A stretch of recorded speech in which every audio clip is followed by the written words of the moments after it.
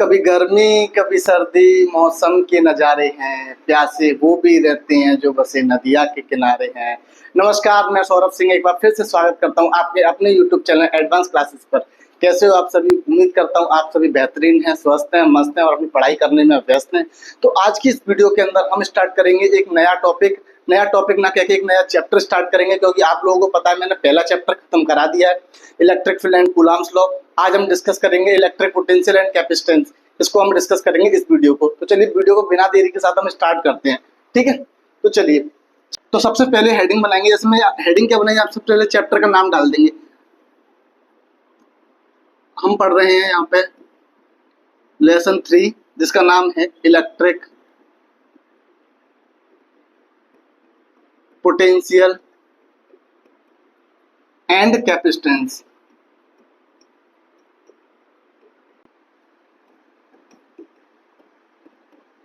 और इसको हिंदी में हम लोग कहते हैं क्या?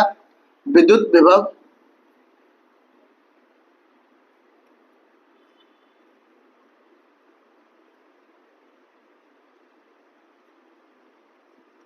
विद्युत विभव तथा धारिता। क्या कहते हैं? विद्युत विभव तथा विद्युत धारिता, ठीक है? तो चैप्टर का नेम आप लोगों के सामने है, तो चैप्टर का नेम डाल दीजिए फटाफट से सभी लोग, सभी भाई लोग चैप्टर का नेम डाल देंगे।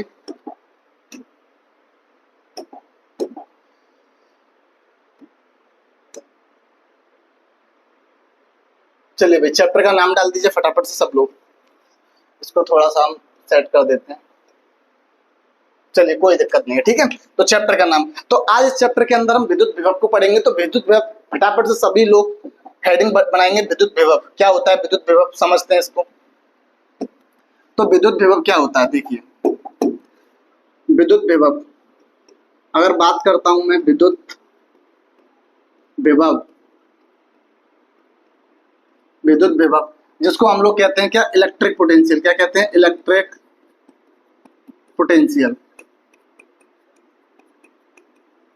अगर मैं बात करूं इलेक्ट्रिक पोटेंशियल, तो इलेक्ट्रिक पोटेंशियल को पढ़ने से पहले हम लोग थोड़ा सा 11वीं क्लास की चर्चा करेंगे कि आपने 11वीं क्लास में पढ़ाई करी है कि नहीं करी है, ठीक है? कि कुछ बिंदु वहां के भी हमें याद होने चाहिए।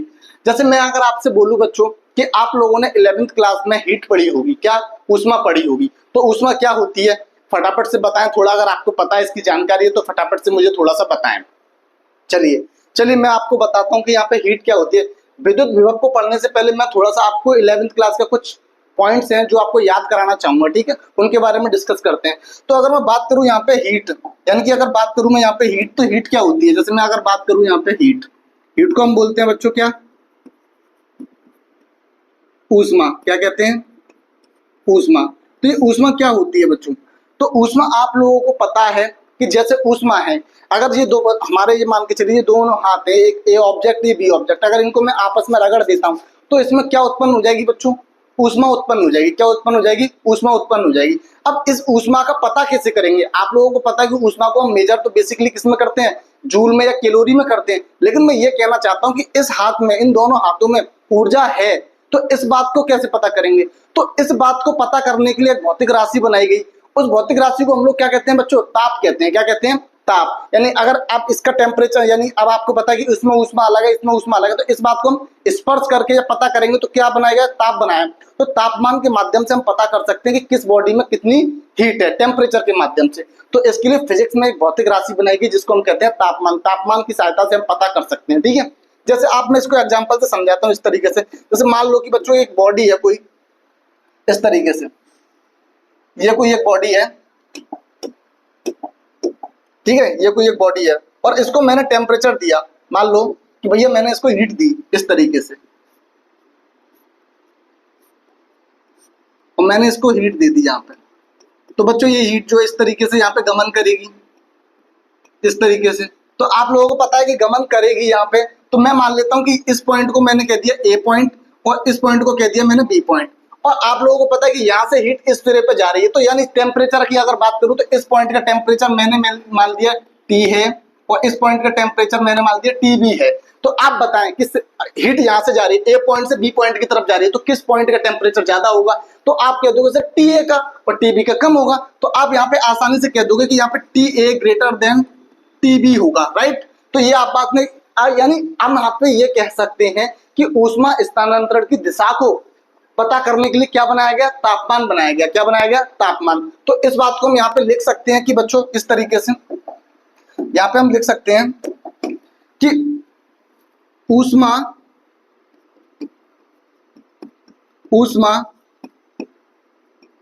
स्थानांतरण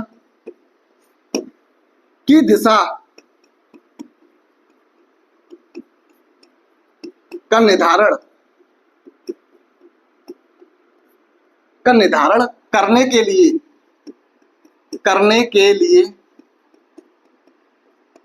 क्या बनाया गया बच्चों? ताप को बनाया गया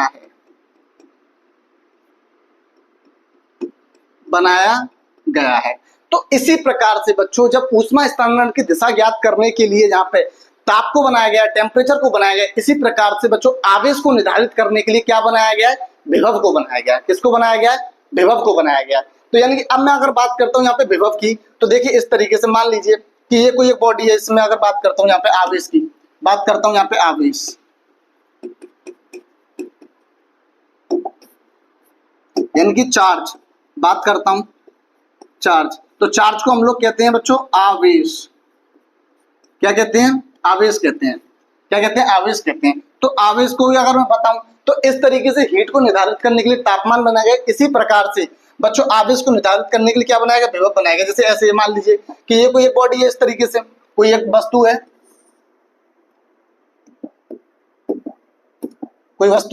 और आपको पता है कि इसको मैंने भैया क्या दिया? चार्ज दे दिया। क्या दे दिया? चार्ज दे दिया। आपने कोई चार्ज दे दिया, कोई बॉडी है तो इस पर भैया चार्ज दे दिया, तो प्लस माइनस इस तरीके से, प्लस माइनस इस तरीके से चलते होंगे, ठीक है। तो भैया इसको मैंने अगर चार्ज यहाँ पे दिया है, अगर मैंने इसको यहाँ चार्ज दिया है, तो भैया इस पॉइंट का विभव मैंने मान लिया कि इस पॉइंट ए है और ये पॉइंट बी है। तो भैया इस पॉइंट का अब यहाँ पे आवेश क्या है, कहाँ पे आवेश ज्यादा है, कहाँ पे कम है, तो इस बात का निर्धारण करने के लिए क्या बनाया गया बच्चों? क्या बनाया गया यहाँ पे? तो यहाँ पे बनाया गया विभव। क्या बनाया गया? तो इस पॉइंट का विभव बी ए, इस पॉइंट का विभव क्या हो गया? बी ए।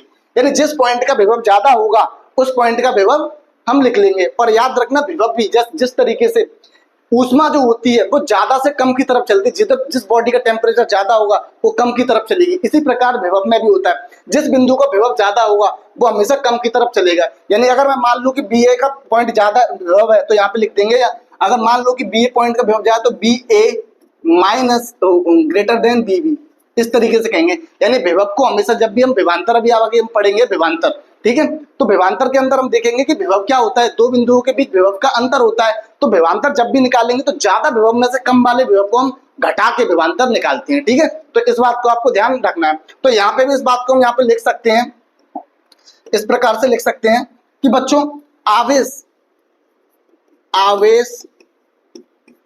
के स्थानांतरण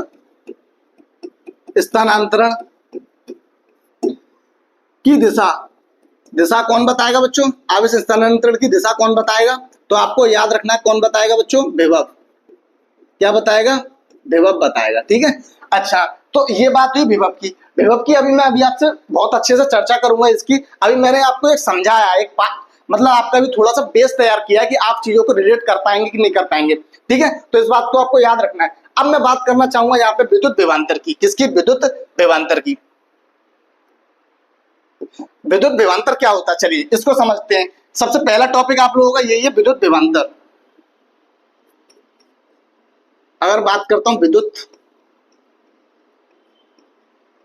विभवांतर, जिसको हम लोग कहते हैं इलेक्ट्रिक पोटेंशियल। क्या कहते हैं? Electric potential.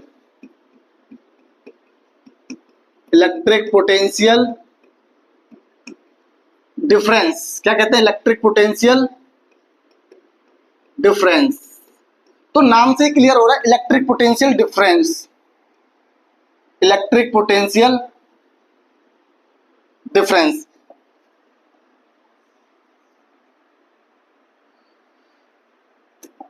Electric potential difference. तो इलेक्ट्रिक पोटेंशियल डिफरेंस क्या होता है इसको समझते हैं। जैसे बच्चों ध्यान से देखो, अगर मैं यहां से इसका संधि विच्छेद करूं, अगर यहां से मैं इसका संधि विच्छेद करूं विभवांतर का, तो विभवांतर का संधि विच्छेद क्या है बच्चों, जैसे अगर बात करूं विभवांतर का संधि विच्छेद, तो इसका संधि विच्छेद जो है वो क्या है बच्चों, विभव प्लस अंतर, विभव प्लस अंतर, यानी दो बिंदुओं के बीच विभव के अंतर को हम क्या कहते हैं, विभवांतर कहते हैं। ठीक है, ये तो एक छोटी सी बात बताई मैंने, अब इसको समझते हैं। जैसे मान लो बच्चों आपको दो वस्तुएं दे रखी हैं इस तरीके से, आपको ये दो वस्तुएं दे रखी हैं इस तरीके से, ये दो वस्तुएं दे रखी हैं, और इस पॉइंट को भाई मैंने मान लिया, इस पॉइंट को मैंने कह दिया ए पॉइंट, क्या कह दिया, ए पॉइंट कह दिया, इस पॉइंट को मैंने कह दिया ए पॉइंट, और इस पॉइंट को मैंने कह दिया बच्चों बी पॉइंट। क्लियर है, ए पॉइंट और बी पॉइंट। अब भैया मान लो कि यहाँ पे कोई स्रोत आवेश रखा हुआ है, क्या रखा हुआ है, एक स्रोत आवेश। स्रोत आवेश का मतलब एक ऐसा आवेश जिसका खुद का अपना एक वैद्युत क्षेत्र होता है, उसको हम क्या कहते हैं, स्रोत आवेश कहते हैं। क्लियर है, और यहाँ रखा हुआ है एक Q not charge. Q not charge को हम बोलते हैं बच्चों क्या, परीक्षण आवेश, क्या कहते हैं, परीक्षण आवेश, आवेश। ठीक है, टेस्ट चार्ज, क्या कहते हैं, टेस्ट चार्ज, क्या कहते हैं, टेस्ट चार्ज। ठीक है, टेस्ट चार्ज कहते हैं। अब भैया आपको पता है ये प्लस का क्यू चार्ज है, तो ये अपने चारों तरफ क्या बनाएगा, एक वैद्युत क्षेत्र बनाएगा। क्या बनाएगा, वैद्युत क्षेत्र बनाएगा। इस तरीके से मान लो एक वैद्युत क्षेत्र बनाएगा, मान लो कि ये वैद्युत क्षेत्र है इस तरीके से,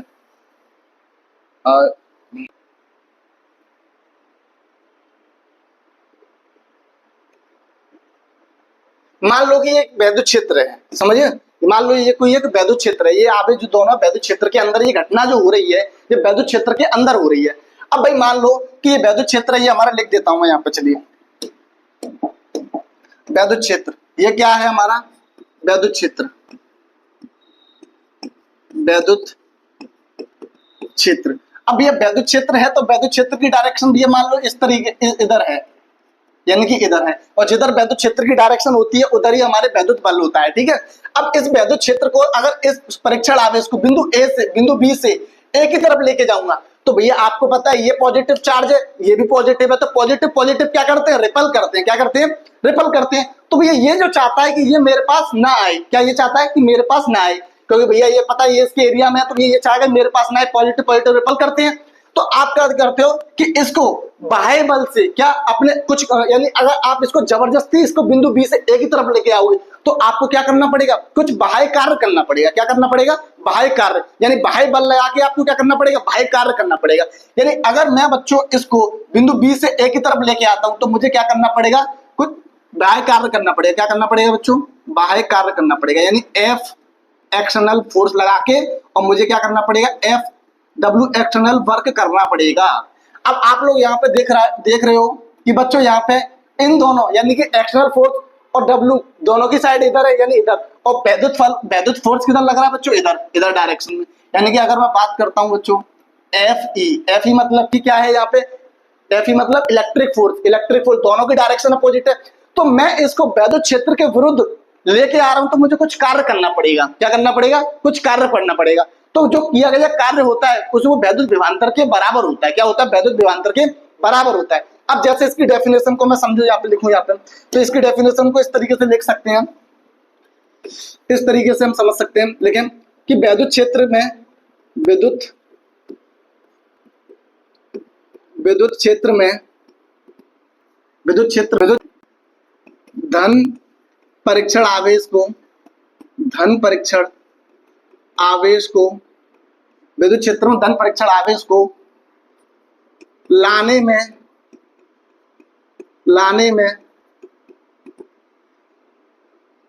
परीक्षण आवेश लाने में विद्युत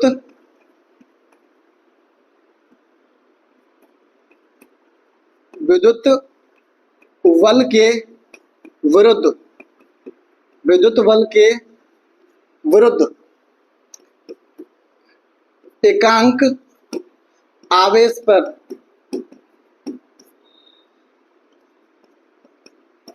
किए गए कार्य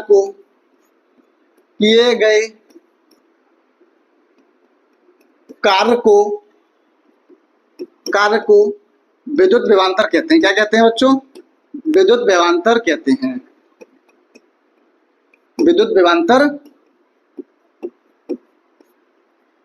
कहते हैं। क्या कहते हैं? विद्युत विभवांतर कहते हैं। यानी कि इस परीक्षण आवेश को बिंदु बी से ए तक लेके आऊंगा तो मुझे विद्युत बल के विरुद्ध कुछ कार्य करना पड़ेगा, जो किसके बराबर होगा? विद्युत विभवांतर के बराबर होगा। किसके बराबर होगा? विद्युत विभवांतर।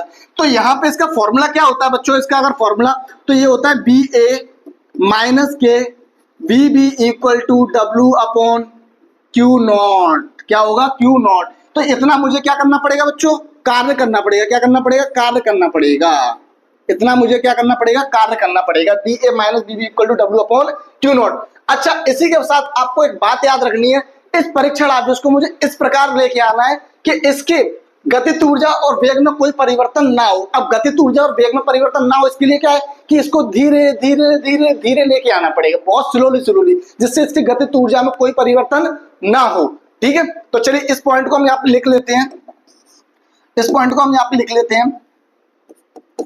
लिख सकते हैं कि परीक्षण आवेश को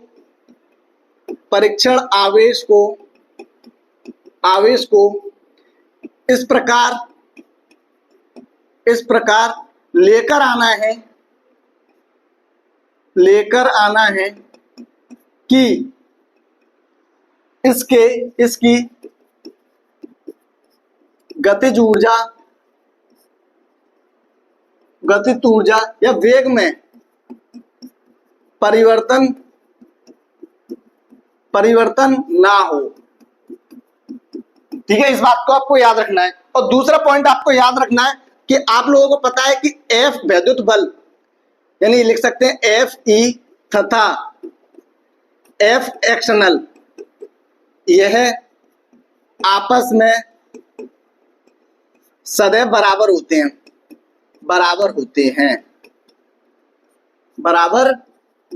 इस बात का क्या मतलब है सर? कि बच्चों यहाँ पे जितना वैद्युत बल लग रहा है जिस डायरेक्शन में, उतना ही इस पे एक्सटर्नल फोर्स लगाया जा रहा है। इस बात का ये मतलब है ये दोनों बल आपस में कैसे होते हैं? बराबर। यानी कि दोनों फोर्स जो है न्यूटन के थर्ड लॉ को फॉलो कर रहे हैं, क्रिया प्रतिक्रिया एक्शन रिएक्शन लॉ को। क्लियर है? तो इस बात को आपको याद रखना है। अब थोड़ा सा आगे बढ़ते हैं हम यहाँ पे। अब बात करते हैं इसके मात्रक और विमा की। अगर मैं बात करता हूँ इसके मात्रक, इसका मात्रक क्या होता है, यानी यूनिट क्या होती है बच्चों इसकी? अगर बात करूं इसके मात्रक की, तो इसका मात्रक क्या होता है? तो इसका मात्रक फॉर्मूले के अकॉर्डिंग अगर हम यहाँ पे देखें, तो फॉर्मूले के अकॉर्डिंग देखें तो यहाँ पे बच्चों B A minus B B equal W upon Q naught. अब डब्ल्यू अपॉन क्यू नॉट का मात्रक, यानी कि डब्ल्यू अपॉन क्यू नॉट का मतलब क्या हो गया बच्चों? यहाँ पे डब्ल्यू का मात्रक होता है जूल। क्या होता है बच्चों? जूल। क्या होता है? जूल।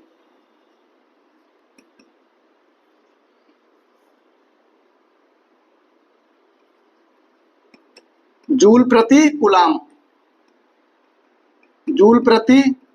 कूलाम, ये क्या होता है? इसका मात्रक होता है। ठीक है, और बच्चों जूल प्रति कूलाम ये बराबर होता है हमारा किसके? तो ये बराबर होता है हमारे किसके? वोल्ट के। वोल्ट एक साइंटिस्ट का नाम है, और ये कहाँ के साइंटिस्ट थे? तो आपको याद रखना है इटली के वैज्ञानिक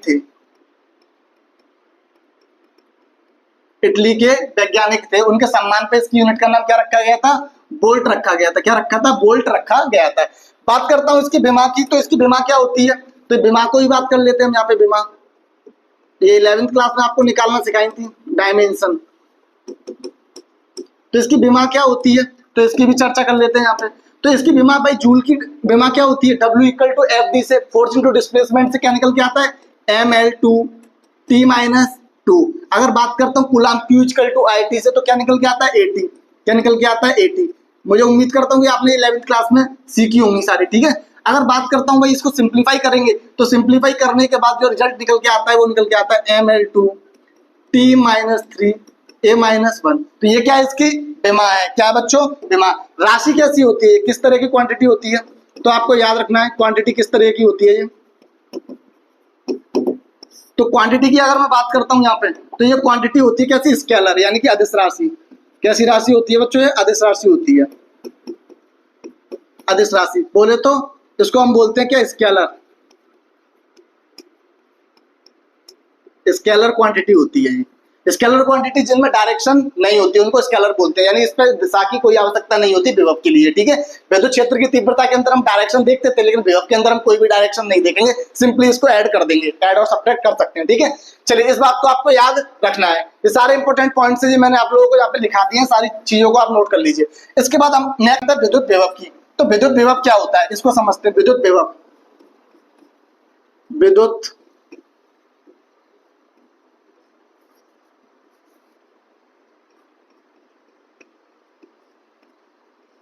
विद्युत विभव जिसको हम कहते हैं इलेक्ट्रिक पोटेंशियल। क्या पढ़ते हैं? Electric potential. क्या होता है इलेक्ट्रिक पोटेंशियल? अब बात करते हैं इलेक्ट्रिक पोटेंशियल, क्योंकि आप लोगों को बता दूं मैं, विद्युत विभवांतर को पढ़ने के बाद ही विभव को पढ़ना चाहिए एक्चुअल में। पूछो क्यों?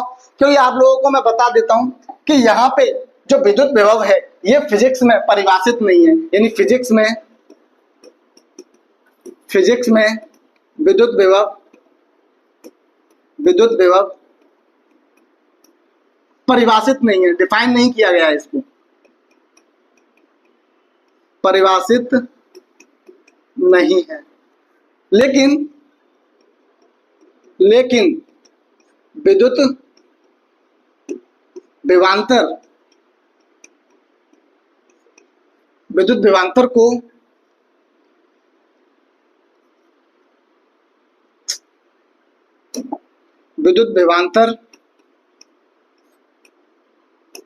को परिभाषित किया गया है,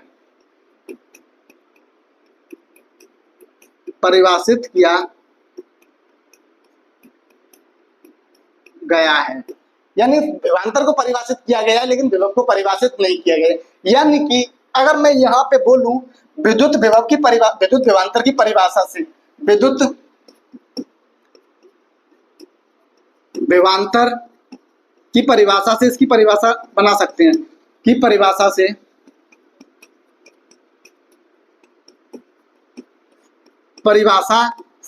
आप लोग क्या जानते हो बच्चों? अभी बताया था VA माइनस के VV equal to W upon Q naught, ये बात मैंने बताई थी। इस बात को समझ लीजिए। इस बात को समझना क्या बच्चों, जैसे मान लो इस तरीके से दो बिंदु आप दे रखे हैं आपको, ये पॉइंट A है, ये पॉइंट क्या है बच्चों? A है, और ये पॉइंट B है। आपको पता है यहाँ पे एक परीक्षण आवेश Q नॉट रखा है, यहाँ पे एक स्रोत आवेश रखा हुआ है Q। आपको पता है कि अगर मान लो कि ये पॉइंट A है तो इस पॉइंट का विभव BA है और इस पॉइंट का विभव BB है। दो पॉइंट है, दो पॉइंट के विभव क्या है? B है और BB।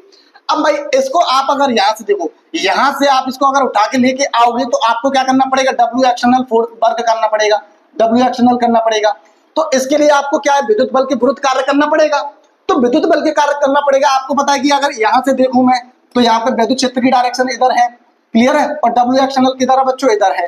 तो विद्युत बल के विरुद्ध कार्य करना पड़ेगा मुझे। तो विद्युत बल के विरुद्ध अगर मुझे कार्य करना पड़ेगा तो यहाँ से तो ये फॉर्मूला निकल के आया। तो हम मान लेते हैं बच्चों कि यहाँ पे बिंदु P है, ये मैं मान लेता हूँ कहाँ पे रखा हुआ है बच्चों? अनंत पर रखा हुआ है। कहाँ पे रखा हुआ है? अनंत पर। और अनंत पर विद्युत विभव का मान क्या होता है? हमेशा याद रखना, 0 होता है। क्या होता है? 0 होता है, क्लियर है। तो अब भाई यहाँ पे लिख सकते हैं कि अनंत पर स्थित परीक्षण आवेश बिंदु B पर विद्युत विभव का मान 0 होता है। क्या होता है बच्चों? 0 होता है, 0।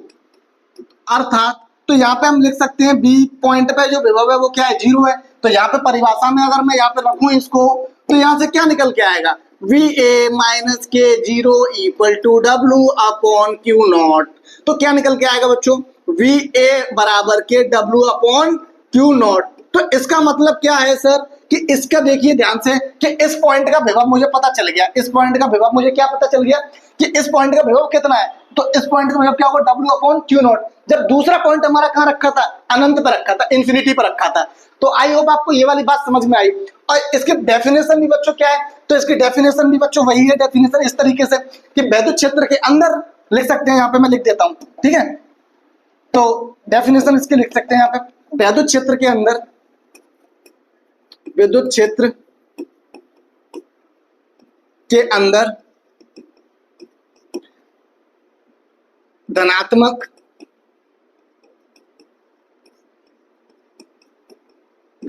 परीक्षण आवेश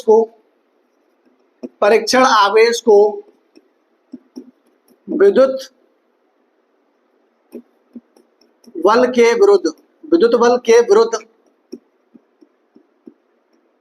प्रति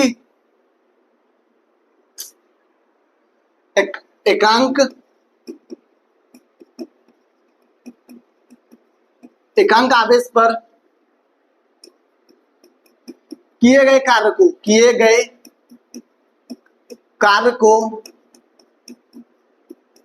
को क्या कहते हैं बच्चों? विद्युत विभव कहते हैं। विद्युत विभव क्या कहते हैं? विद्युत विभव कहते हैं। क्लियर है बच्चों? तो यहां तक बात आप लोगों को समझ में आ गई होगी, ठीक है। चलिए अब बात करेंगे भाई, यहां तक अगर आपको विद्युत विभव विभवांतर अगर आपने समझ लिया है तो अब हम बात करेंगे डेरिवेशन की। अब हम डेरिवेशन की बात करते हैं यहाँ पे, ठीक है। तो चलिए हेडिंग बनाएंगे फटाफट से। हेडिंग क्या है बच्चों? फर्स्ट हेडिंग जो है हमारी कि किसी एकल बिंदु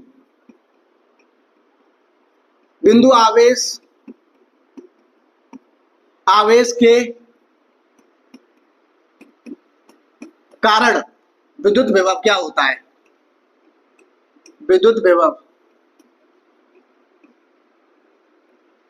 विभव का व्यंजक। तो बच्चों ये हमको निकालना है यहाँ पे। तो क्या होता है भैया विद्युत विभव? इसको हम समझेंगे डेरिवेशन, और इसको इंपॉर्टेंट डेरिवेशन डाल देना आप। इसको आप लोग इंपॉर्टेंट मार्क कर देना, क्योंकि ये एग्जाम में अक्सर पूछ लिया जाता है। ये अक्सर एग्जाम में पूछ लिया जाता है। चलिए तो इसको हम आज देखते हैं इसको।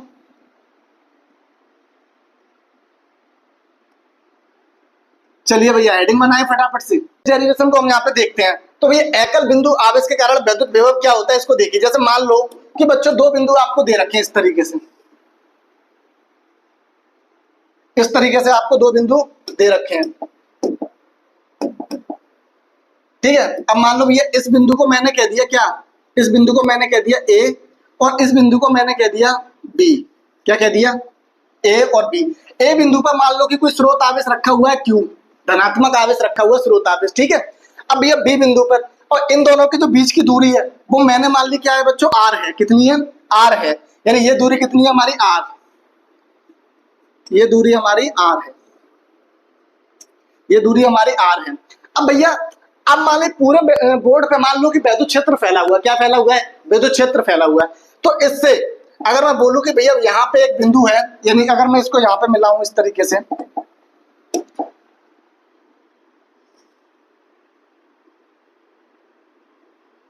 ठीक है। यहाँ पे एक बिंदु है, यहाँ पे एक बिंदु है, उस बिंदु को नाम मैं ए बी सी कह देता हूं। चलो सी पॉइंट पर एक बिंदु है। अब भैया यहाँ पे एक बिंदु है सी, तो यहाँ पे रखा हुआ है एक परीक्षण आवेश। क्या रखा हुआ है? परीक्षण आवेश। और ये बिंदु सी है, ये कहाँ है बेसिकली? तो ये अनंत पर है। कहाँ पर है बच्चों? अनंत पर है। अब इस परीक्षण आवेश को मुझे लेके आना है भैया, और यहाँ से लेके और ए से लेके सी तक की जो दूरी है वो मैं कह देता हूँ ये ए से लेके सी तक की जो दूरी है वो मैंने मान ली कितनी है? एक्स है। कितनी है बच्चों? एक्स है। एक्स, ये दूरी कितनी है? एक्स है। अब भाई बिंदु सी से मुझे कंडीशन वही है, यानी यहां से मुझे बिंदु सी से अनंत से आवेश को इस प्रकार से लेके जाना है, धीमे धीमे धीमे, जिससे इसकी गतिज ऊर्जा और वेग में कोई परिवर्तन नहीं होना चाहिए। अगर भैया आप इसको देखो ध्यान से बच्चों कि बिंदु सी से डायरेक्ट उठा के पी ना रख दूं, बेसिकली मुझे बिंदु पी पर विभव चाहिए। मुझे गणना कहां पे करनी है? इस बिंदु पर मुझे विभव निकालना है, बिंदु बी पर, ठीक है। तो भैया मैं अगर डायरेक्ट उठा के इसे बिंदु बी पे ही ना रख दूं, अगर डायरेक्ट उठा के रखूंगा तो इसकी गति में परिवर्तन का हो जाएगा भैया। गति में परिवर्तन नहीं होना चाहिए। गति में परिवर्तन यानी कि इसमें मोशन से लेके आएंगे, गति के साथ नहीं लेके आना है, आराम आराम से लेके आना है। तो मान लो कि इस वाले आप इसको मैंने मान लो यहाँ से उठा के लाया, इस प्रकार से लेके आया, तो इसको यहाँ से यहाँ तक इसने कितनी दूरी तय की? dx दूरी चली। कितनी दूरी चली? dx। dx का मतलब होता है बच्चों यहाँ पे, dx का मतलब होता है अल्पतम दूरी। अल्पतम दूरी या ये कह सकते हैं सूक्ष्म दूरी, सूक्ष्म दूरी यानी कि बहुत ही स्लो स्लो। डी मतलब लग जाता तो इसका मतलब अल्पतम दूरी, इस प्रकार से लेके आना है। ठीक है, तो जो डायग्राम में समझे थोड़ी सी इसकी लैंग्वेज लिख लेते हैं। ठीक है, तो इसकी लैंग्वेज लिखते हैं, लिखेंगे माना कि, लिखे माना कि बिंदु ए पर कोई स्रोत आवेश प्लस क्यू स्थित है, इससे स्मॉल आर दूरी पर बिंदु बी पर, कहां पे बच्चों, बिंदु बी पर विद्युत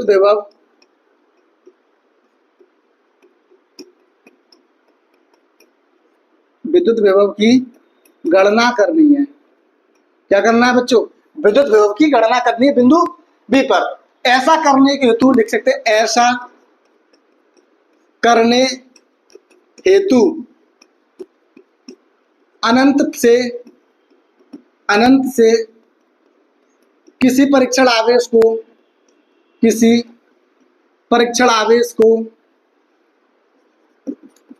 को लेकर आते हैं। क्या बच्चों, लेकर आते हैं। ठीक है, और इस प्रकार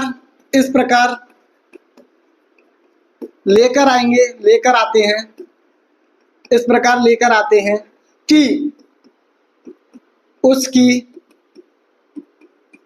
गतिज ऊर्जा में कोई परिवर्तन ना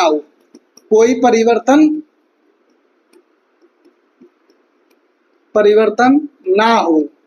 तो बच्चों इस प्रकार से लेके आना है कि बहुत धीरे धीरे इसकी गतिज ऊर्जा और वेग में कोई परिवर्तन ना हो। तो स्पीड से तो ला नहीं सकते, स्लो लेके आएंगे कि ना के बराबर इसमें कोई परिवर्तन ना हो। ठीक है, तो बच्चों यहाँ पे देखिए कि ये पॉजिटिव चार्ज और ये क्यू नॉट, इनके बीच की दूरी x है। दो आवेश एक दूसरे से कुछ दूरी पर स्थित होते हैं, उनके बीच में क्या लगता है, कूलाम का नियम, पहले चैप्टर में पढ़ा चुका हूं। ठीक है, तो यहां से बच्चों अगर कूलाम का नियम लगाए यहाँ पे हम लोग, तो लिख सकते हैं स्रोत आवेश Q तथा परीक्षण आवेश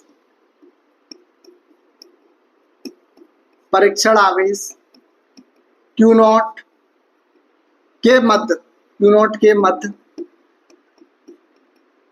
लगने वाला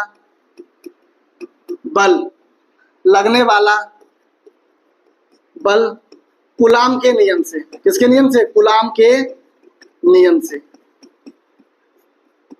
तो बच्चों कूलाम के नियम से अगर मैं देखूं यहाँ पे, तो कूलाम के नियम से क्या होगा बच्चों, आप जानते हो कूलाम का नियम क्या होता है, F इक्वल टू के क्यू इंटू क्यू नॉट। दो आवेश कौन से, क्यू स्रोत आवेश और परीक्षण आवेश, और बीच की दूरी क्या होगी, एक्स स्क्वायर, कि दोनों आवेश से इस बिंदु के बीच की दूरी कितनी है, एक्स, तो एक्स स्क्वायर।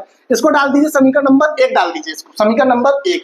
अब बच्चों ध्यान से देखें कि भैया इस परीक्षण आवेश को मैं बिंदु सी से कुछ कितनी दूरी विस्थापित की है, dx दूरी चला है। कितनी दूरी चला है भाई, dx दूरी चला है। तो dx दूरी चला है, तो इसके लिए मुझे हमारा टारगेट ये है कि बिंदु सी से बी तक लेके आना है, लेकिन लेके इस प्रकार से आना कि इसकी गतिज ऊर्जा और वेग में कोई परिवर्तन ना हो।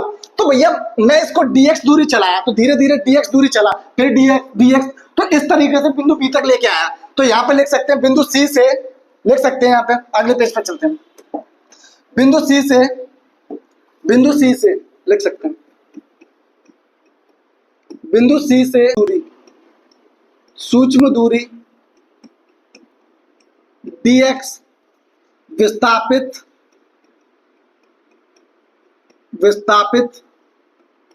करने में किया गया कार्य चाहिए। तो अगर मैं किया गया कार्य निकालू यहाँ पे बच्चों, तो किया गया कार्य, आपको फॉर्मूला क्या होता है बच्चों, कार्य बराबर क्या होता है, बल गुणा विस्थापन। तो बच्चों ध्यान से देखो, बल कितना लग रहा है, विस्थापन कितना किया है, dx, और बल यहाँ पे को बच्चों आपको पता है कि यहाँ पे एक्शनल फोर्स यानी कि वैद्युत बल की डायरेक्शन किधर है, इधर, वैद्युत क्षेत्र की डायरेक्शन इधर है। तो वैद्युत क्षेत्र इधर, वैद्युत क्षेत्र तो हमारा इधर और विस्थापन इधर, यानी दोनों अपोजिट है। तो फॉर्मूला क्या होगा बच्चों, यहाँ पे फॉर्मूला क्या होगा, देखो, तो फॉर्मूला क्या होगा, तो भैया किया विस्थापन कितना, सूक्ष्म विस्थापन है, तो किया गया कार्य भी कितना होगा, सूक्ष्म कार्य। तो फॉर्मूला क्या होगा, एफ ई इंटू विस्थापन डी एक्स और कॉस 180 डिग्री। क्यों 180 डिग्री, क्यों सर 180 डिग्री, क्यों सर, क्योंकि दोनों वैद्युत फोर्स, वैद्युत बल और विस्थापन दोनों विपरीत दिशा में, और जब भी दो बल आपस में विपरीत दिशा में यानी विस्थापन और वैद्युत बल विपरीत दिशा में होते तो cos 180 लगेगा, ठीक है। तो 180, तो यहाँ पे 180 और cos 180 डिग्री की वैल्यू कितनी होती है बच्चों, तो वो आप लोग मुझे बताएं फटाफट से। cos 180 डिग्री की वैल्यू होती है -1, कितनी होती है -1, यहाँ रखें। तो डी डब्ल्यू बराबर ये हो जाएगा माइनस के डी एक्स, क्या हो जाएगा माइनस का डी एक्स।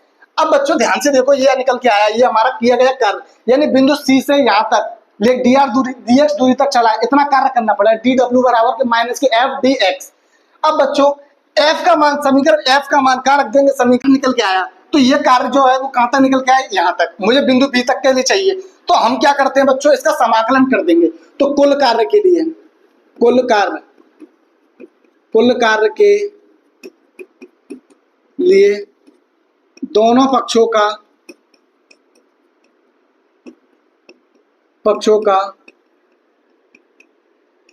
समाकलन करने पर, दोनों पक्षों का समाकलन किया तो ये क्या हो जाएगा बच्चों, डी डब्ल्यू बराबर माइनस का एफ डी एक्स, ठीक है बच्चों। अब यहां से इसका इंटीग्रेशन तो सीधा सीधा बच्चों क्या हो जाता है, डब्ल्यू हो जाता है, डब्ल्यू। अब डब्ल्यू कैसे होता है मैं आपको ही बताऊंगा, ठीक है। अभी देखते हैं, माइनस बाहर आ गया बच्चों, तो यहाँ पे क्या बचेगा बच्चों, एफ डी एक्स। अब एफ का मान बच्चों यहाँ से समीकरण 1 से एफ का मान रख देंगे यहाँ पे, तो यहाँ रखा, तो डब्ल्यू बराबर माइनस के into Q naught upon x square into D x. अब बच्चों ध्यान से देखेंगे कि यहाँ पे आप फॉर्मूले देखिए, ध्यान से देखिए। अब बच्चों ध्यान से देखिए, कहीं पर अगर आपको इंटीग्रेशन के कुछ फॉर्मूले याद रखने हैं आपको, तो फॉर्मूला आपको याद रखना है, एक्स की पावर एन डी एक्स होता है, तो आप लिख सकते हो एक्स की power n plus 1 upon n plus 1। आप आपके मैथमेटिक्स वाले सर आपको बताएंगे, ठीक है। और कहीं पर अगर एस लिखा हो, खाली एक्स लिखा हो, एक्स डी एक्स, तो इसका इंटीग्रेशन होता है क्या, एक्स। आप इनको अभी फिलहाल जो समझिए फॉर्मूले के रूप में आप याद कर लीजिए। तो यहाँ पे देखिए डी डब्ल्यू था और यहाँ पे डी एक्स था, सॉरी यहाँ पे अगर खाली डी एक्स होता है तो इसका इंटीग्रेशन होता है एक्स। तो जब यहाँ पे खाली डी एक्स है तो एक्स है, तो यहाँ पे डी डब्ल्यू, तो इसका इंटीग्रेशन क्या हो गया, डब्ल्यू हो गया, क्या हो गया, डब्ल्यू। इसके अलावा हमें ये देखना पड़ता है बच्चों, एक ये देखना पड़ता है कि कांस्टेंट क्या है। हमें ये देखना है कि x के रेस्पेक्ट में कर रहे हैं, तो बाकी सब जो भी होगा वो सब कांस्टेंट, उसको बाहर निकाल दो। तो यहाँ से कांस्टेंट हो जाएगा k q into Q naught, क्या हुआ कांस्टेंट, तो इसको बाहर निकाल दो यहाँ से। तो क्या निकल के आया बच्चों, w equal to k q into Q naught, और यहाँ क्या बचेगा बच्चों, 1 upon x square d x. अच्छा लिमिट और चढ़ा देंगे बच्चों, ध्यान से देखो, लिमिट कैसे चढ़ाएंगे, कहां से ला रहे हैं, अनंत से। अनंत से कितनी दूरी तक ला रहे हैं, आर दूरी तक, तो लिमिट चढ़ा देंगे यहाँ पे, कहां से भैया, इन्फिनिटी से स्मॉल आर दूरी, इन्फिनिटी से स्मॉल आर दूरी, इन्फिनिटी से स्मॉल आर दूरी, ठीक है। तो यहाँ पे भी लिमिट लगा दो भैया, यहाँ पे भी लिमिट लगा दो, कहां पे, इन्फिनिटी से आर दूरी तक लेके आ रहे हैं हम इसको। अब भैया इसका इंटीग्रेशन, तो इसको हम क्या लिख सकते हैं, ऊपर ले जाके हम इसको क्या लिखेंगे, डी डब्ल्यू डब्ल्यू बराबर के into Q not integration x की पावर माइनस के 2 डी एक्स। माइनस तो लगाना ही भूल गया भैया, माइनस तो लगा ही नहीं, लगा हुआ, ठीक है भैया, ठीक है भाई। अब इन्फिनिटी से आर दूरी तक, कितनी, इन्फिनिटी से आर दूरी तक। अब इसका फॉर्मूला मैंने बताया था एक्स की पावर एन प्लस 1, ये वाले फॉर्मूले से, इस वाले फॉर्मूले से एक्स की पावर, ये पावर कितनी एन, तो x power n plus 1 upon n plus 1, तो यहाँ पे एक्स की पावर कितनी है, -2। तो क्या लिखूंगा बच्चों, डब्ल्यू बराबर के माइनस के क्यू नॉट, ये क्या हो जाएगा बच्चों, x की पावर -2 प्लस 1 माइनस के 2 प्लस 1, लिमिट इन्फिनिटी से r, क्लियर है। तो ये क्या बचेगा बच्चों, यहाँ पे ये बचेगा हमारा माइनस क्या, k into Q naught upon x की पावर -1 अपॉन -1, और ये हो जाएगा इन्फिनिटी से r। अब ध्यान से देखो, ये माइनस से तो ये माइनस कट गया, तो बचा क्या यहाँ पे हमारा, तो बचा क्या हमारा यहाँ पे, तो W बराबर K इंटू क्यू नॉट, और यहाँ पे क्या बच्चा बच्चों, इन्फिनिटी से आर, ये एक्स की पावर -1 नीचे आके किसकी हो जाएगी, प्लस की, तो 1/x। अब बच्चों लिमिट रखने का तरीका है यहाँ पे, तो लिमिट रखते हैं हायर लिमिट माइनस के लोअर लिमिट। सबसे पहले x की जगह पे ऊपर वाली लिमिट रखेंगे, बीच में माइनस और फिर नीचे वाली लिमिट। तो लिमिट रखते हैं w बराबर k into Q naught upon x की जगह पे रखेंगे 1/r, बीच में माइनस 1/इंफिनिटी, 1/इंफिनिटी। तो बच्चों 1/इंफिनिटी को और 1/0 तो पूरा जीरो फंक्शन। तो यहाँ पे ओवरऑल रिजल्ट क्या निकल के आया कि w बराबर k into Q naught upon R, क्या निकल के आया, k Q naught upon R, ये निकल के आया। अब बच्चों आप जानते हो विद्युत विभव की परिभाषा से, विद्युत विभव की परिभाषा से